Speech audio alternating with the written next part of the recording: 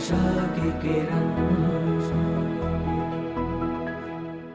જીવનમાં માનો કોઈ જગ્યાએ પગ લપસી ગયો છે, કોઈક જીવન ખોટું જીવાઈ ગયું છે, એની સ્મૃતિ હવે એને એનું દુખે છે, એમાંથી બહાર નીકળવા પ્રયાસ કરે છે. કામાદિક શત્રુમાં ક્યારેક મન લપસી ગયું છે અને એનું હવે દુખે છે, પણ એમાં નીકળવા જાય છે. પણ જેમ નીકળવા જાય તેમ તેમ એની સ્મૃતિ એને દુઃખી કરી મૂકે છે. એની સ્મૃતિ ભક્તને ગમતી પણ નથી, એનું દુઃખ પણ થાય છે. તો એને માટે બેસ્ટ ઉપાય પરમાત્માના નેત્રનું ધ્યાન કરો.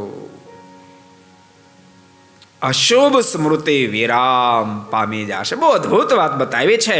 પરમાત્મા નેત્ર કમળનું ધ્યાન કરવાથી ઉત્તમ શાંતિ શુભદાયી સ્મૃતિ નામનો ગુણ આવે છે.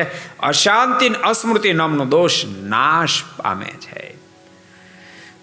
અશાંતિ નાશ પામે, અસ્મૃતિ માને પરમાત્માને સંભાળવા જાય છે ને પરમાત્મા સાંભળતા નથી. ભક્તોનો એવા પ્રશ્નો હોય છે કે ભગવાનને યાદ કરવા મથ્યે પણ ભગવાન યાદ નથી આવતા.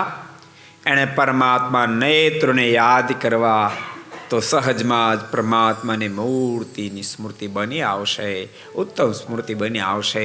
ભક્ત હૃદય શાંતિથી છલકાઈ જશે. को पसंद आया हो तो लाइक करें और शेयर करना मत भूलिए.